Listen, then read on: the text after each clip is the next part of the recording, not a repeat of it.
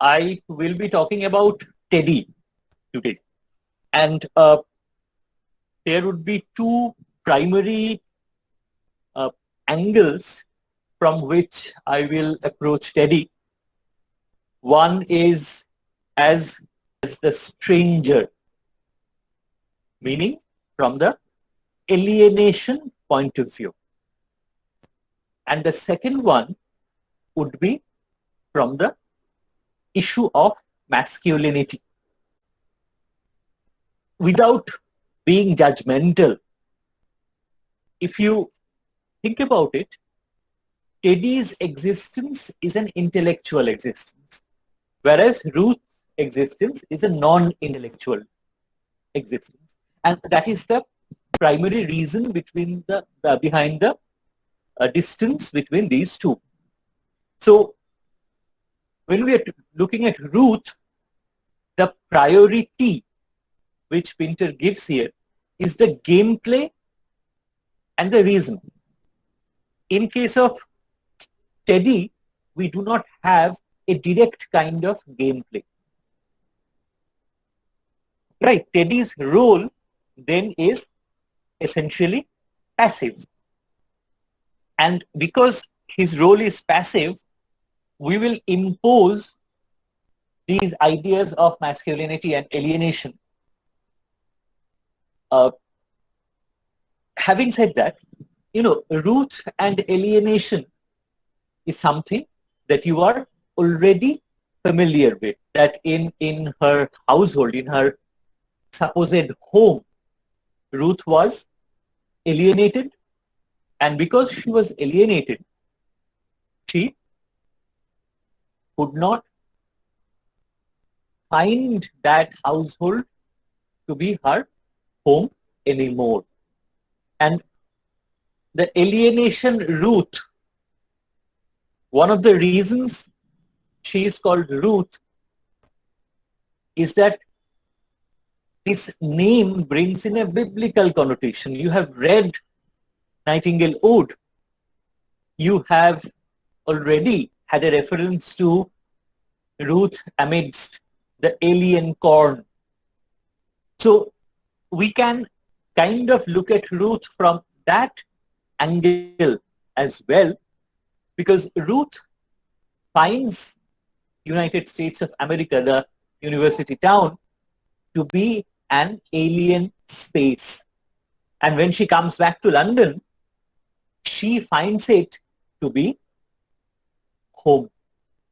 So that Ruth paradigm you can also impose on this Ruth. But what about Teddy? Quite a few of my students have said over the years that Teddy is even more interesting than Ruth. I mean, Ruth is very interesting. There is no doubt about that. But the interest that Teddy generates is because of his enigmatic presence. One of the disadvantages that we have is that we are not seeing the play. Those of you who have seen the play, there is a proper version of the Homecoming. I cannot share that with you because of, obviously piracy issues and stuff.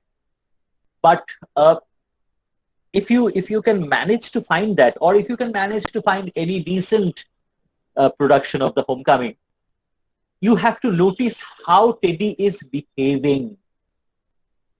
Teddy is on stage most of the time, even though he doesn't have a lot of dialogue, but he is not absent. When we are reading the text, we are not thinking of Teddy as being present in the scenario. But most of the time, Teddy is there. He is this observer. He said he seems like this outsider. Right. He is supposed to be the insider, but he has become the outsider. Ruth at the beginning is the outsider who manages to make herself, who establishes herself as the insider. Right. These are things, of course, we have already talked about.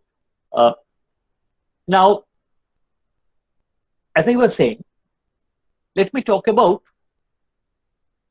the alienation bit first, because the masculinity bit would come automatically from it. It would be a natural kind of progression from this discussion. Now, alienation, as I have told you, that Teddy had already felt alienated in this household because he was born with an academic bent of mind. So he was already feeling alienated. He needed to get out of this system. He needed to be something else. He needed to have a different identity altogether. Maybe it had something to do with class. He was not satisfied with his class identity. He was definitely not satisfied with his location. Ruth had helped him. The term I do not really like, but I will use it anyway. It sounds a little utilitarian. Both of these people, Ruth and Teddy, had used each other as launch pads. Now, when I say this, it sounds tremendously judgmental. It sounds tremendously as if these were very conspiratorial kind of issues. I don't think it was that conscious. I think there were some genuine feelings. There are still some genuine feelings somewhere. And because of these genuine feelings, these people are behaving as they are behaving. It sounds paradoxical, but what Ruth is trying to do is to force Teddy into expressing more than he now does. And what Teddy does, and this is where you may become slightly angry with me, Teddy allows Ruth to have her game.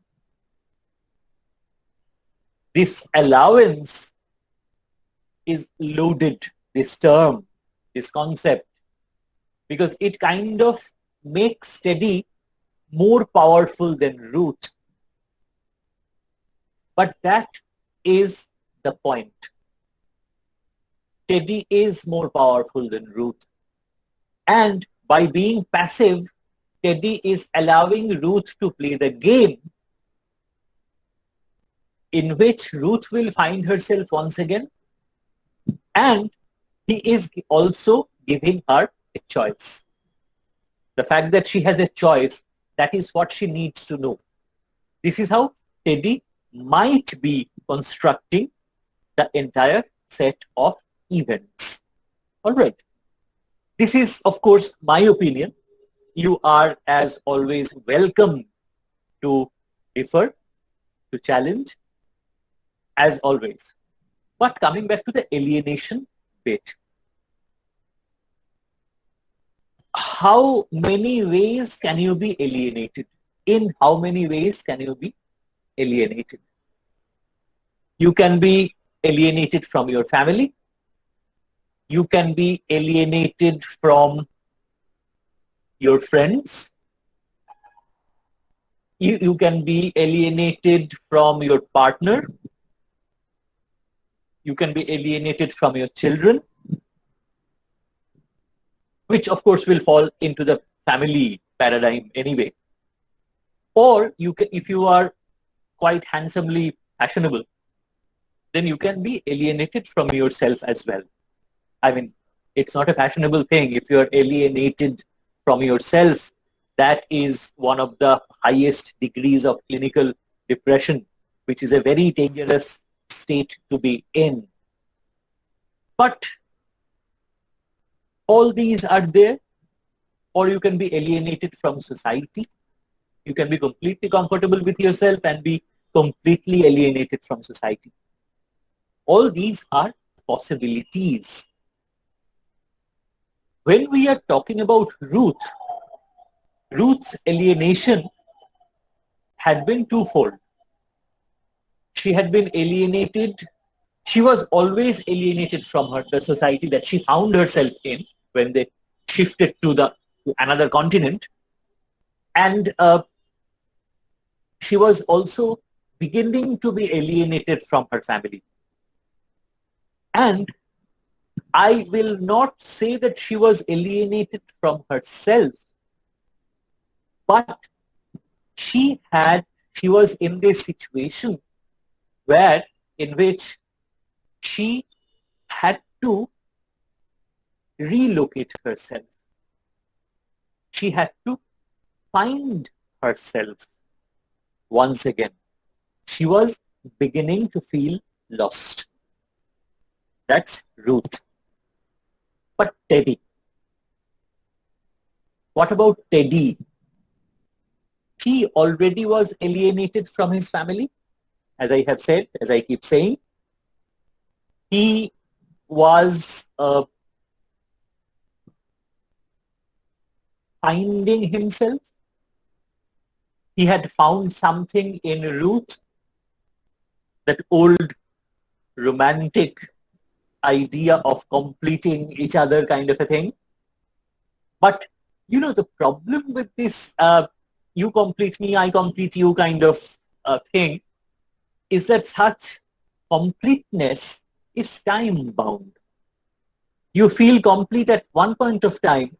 In about 6 months, 2 years, 5 years, you might a different kind of completeness. And the other person may not be able to complement you and be the other part of that completeness. So this each complete each other, one completes the other, is not a part of living happily forever. Right? So they had this equation. Teddy was not alienated from Ruth. In fact, it was quite the opposite. And when they left, when Teddy became busy building a career, Teddy became busy building his own identity, that complementary relationship began to suffer. I am not for one moment saying that Teddy felt alienated from Ruth, but there was something missing probably. Primarily what was missing was time.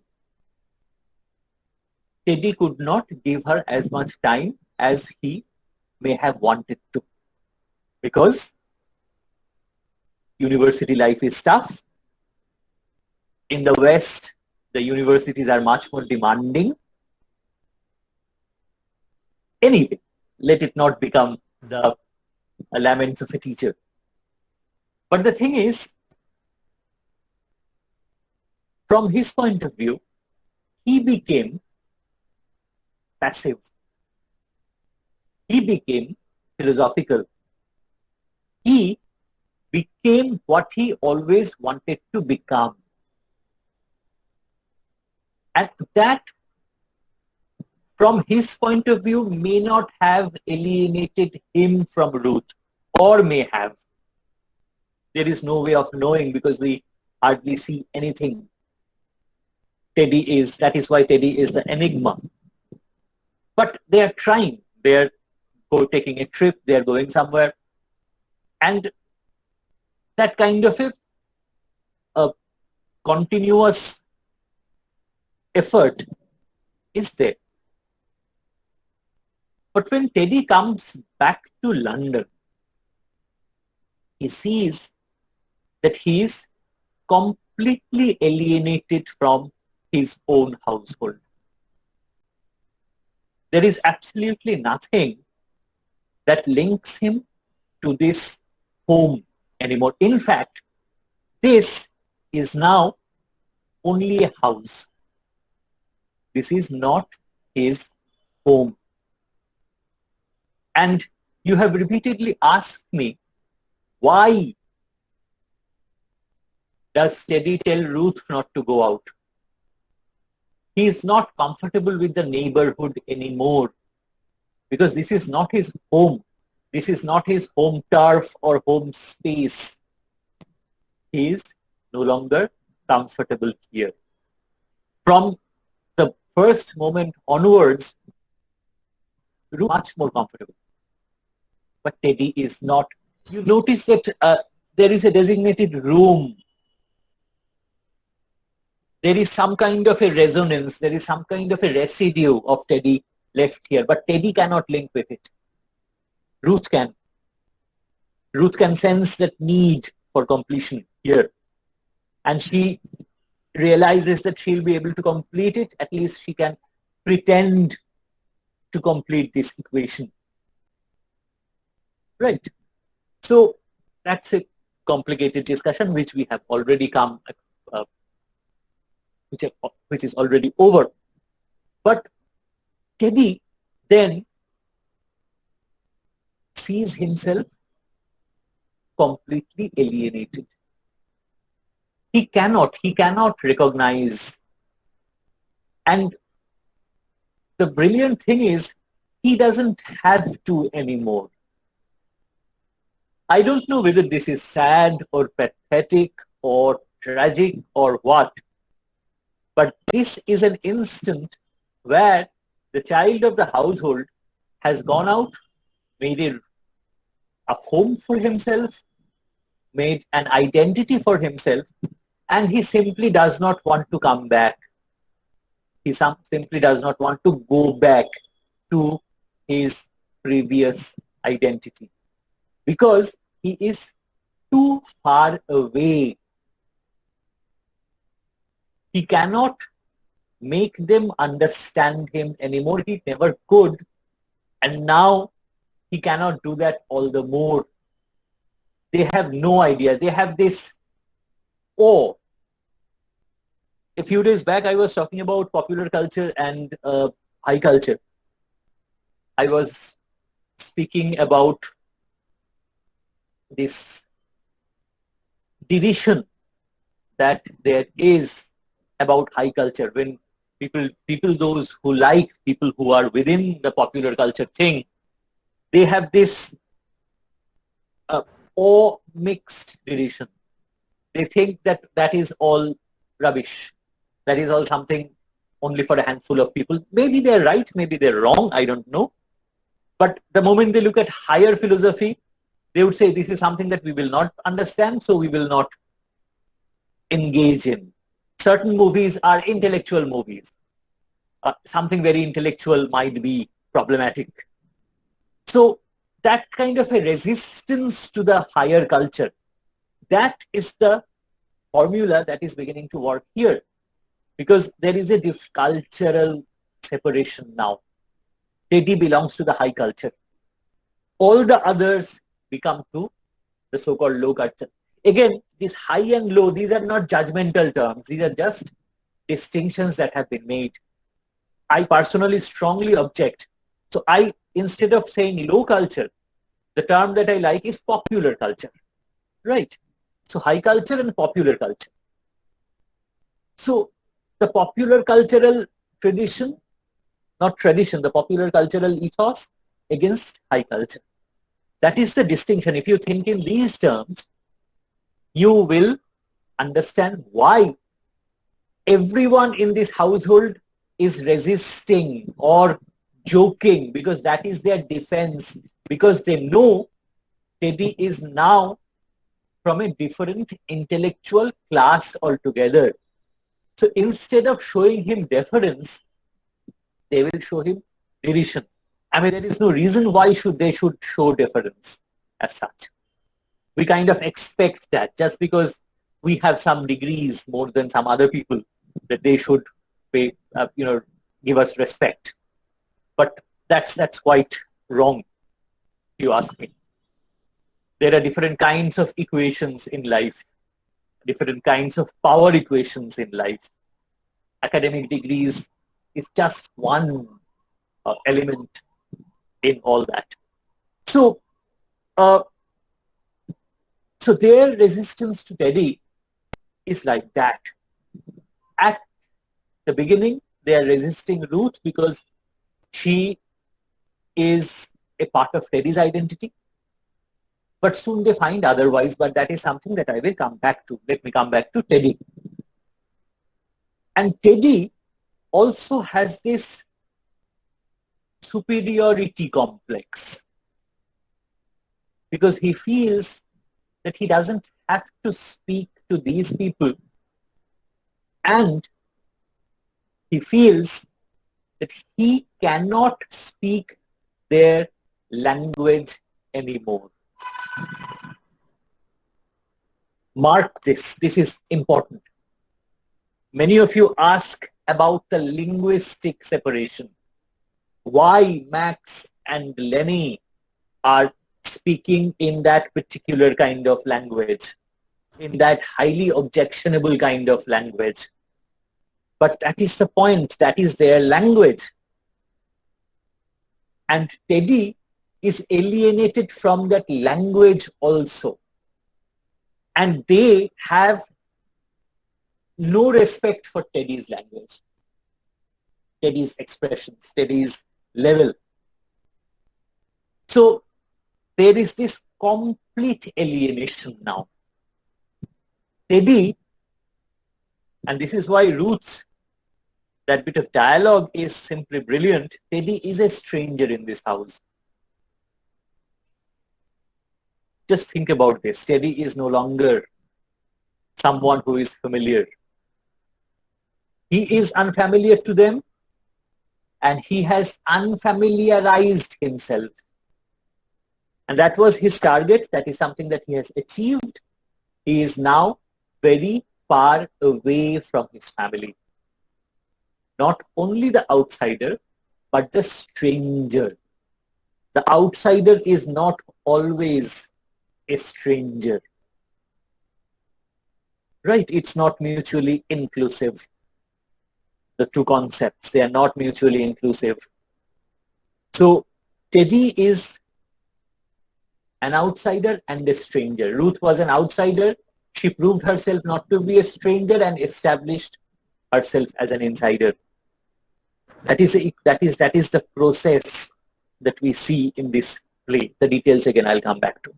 Now, the next point that I have to talk about, that I promised that I'll be talking about, is the masculinity issue. This is something that I've already talked about, but let me repeat it and let me talk about it in some more detail, in greater detail, is how come Teddy is standing silent where all these abuses are being hurled towards his wife?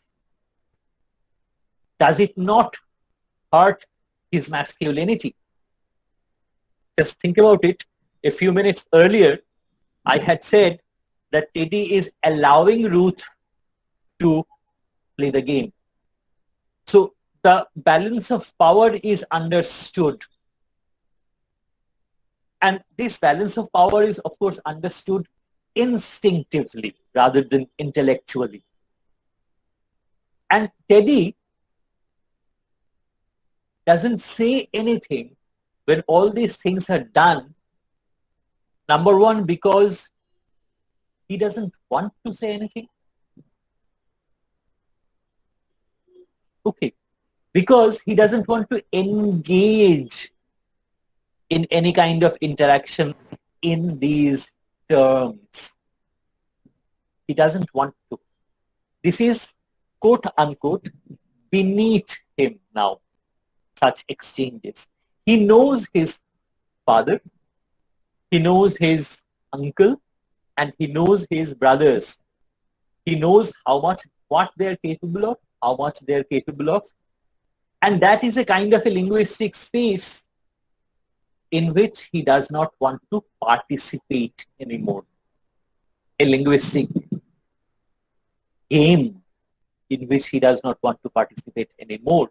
It has nothing to do with the idea of masculinity. Absolutely nothing to do with the idea of masculinity. Because if anything, Teddy is very, very secure in his masculinity. he, in a way, has much greater power than anyone else in this household, because he is not a challenger, he is not a contender, because he is an outsider, an observer, a stranger. He has much more power because he doesn't have to invest, risk anything. He doesn't have to engage. There is nothing to lose for him. If you play a game, then there is something to lose. You can win or you can lose. Not always. Someone can win and no one can lose. Everyone can lose and no one can win. There are certain games. I mean, I wish I could have dealt with Rosencrantz and Guildenstern. But anyway, Tom Stoppard's Rosencrantz and Guildenstern are dead. But anyway, that's a different thing altogether. The point then is that Teddy has created or has located himself, situated himself in a different idea of masculinity. That is the academic, cultured, masculine space. It's not a neutral space. It is also a gender invested kind of a space. So the masculine academic cultural space would be one thing, the feminine culture would be one thing. So this cultured academic space has a different sense of masculinity. It's a masculinity that the lower economic stratum masculinity does not understand. It's something that masculinity completely fails to understand, in fact. That masculinity has less privilege. It has less power. It is much more threatened. It has to struggle much more to keep its identity power. So it is much more aggressive. Whereas the cultured academic space that I am talking about does not require that much aggression. It has a different sense of aggression, a different sense of power dynamic. So when you see Max and Lenny, they are much more aggressive. Teddy doesn't need that aggression. He doesn't need to have that aggression at all. So that's quite the difference now. Teddy can afford to be passive, whereas Max and Lenny cannot afford to be passive. They have to be aggressive. And Teddy is not even passive-aggressive. Teddy is calm as possible, quiet. You will see he just says a few words at specific intervals. He makes his point known. He tells Ruth to go with him. Just simply, it might not be an order, as some people like to think. It might be a request. It might just be a statement. It might just be the philosopher's way of saying that you come with me because I need you. Might be. All these possibilities, again, I leave to you. None of the conclusions that you reach will be wrong. Because Pinter is not telling us anything. Pinter is leaving us to decide. So that kind of masculinity, that kind of assured location, which nowadays in our context we call privilege, because definitely Teddy now is privileged. He doesn't have to fight for power. He has a settled sense of power, a settled location of power. Ruth was within that location powerless.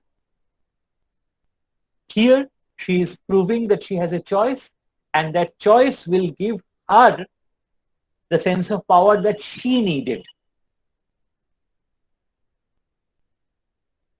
Not Teddy. but she needed. She can go back if she so wishes to her home in the United States of America, and that might become her home once again. Teddy remains passive. He allows Ruth, again, allows. He doesn't interfere, he doesn't shout, he does not dominate. His position is a neutral position. And a neutral position is sometimes thought as, or misconstructed as, an uncaring kind of a position. It might not be true. People have different ideas. The trajectories that I spoke about, Teddy had followed a completely different kind of trajectory. His location, his identity, his masculinity are now completely different from all these ideas that are there in his erstwhile home. And it will not be his home because of all these differences, because of his masculinity will not match with their masculinity. He will never be at home. They will not understand him. He understands them, but they will not understand him. So this would be a completely alien land. He will feel like Ruth amidst the alien corn if he has to stay here. That is why he doesn't want to stay here. No longer. Not only because Ruth is becoming that comfortable or any such thing. Not only because, and see, when Ruth is saying that I will be a prostitute, many people think, why isn't Teddy responding to that? That his wife is saying that I will be a prostitute. So his masculinity should be hurt, threatened. But no, it isn't, because his masculinity is secure. Because he knows probably that Ruth will do no such thing. He knows Ruth better than anybody else. That Ruth will not become a prostitute. And maybe, just maybe, there is a 5% chance perhaps that he thinks that it's Ruth's choice. He thinks that Ruth should have an independent identity. And that is why he is not shocked. I personally think that he completely recognizes the game that Ruth is playing. Completely. And that is why he does not engage in it. How Ruth responds to that, we need to see visually. Right. So, I will end here. I sincerely hope there are plenty of objections. But think about it. Teddy is not someone who can be easily grasped.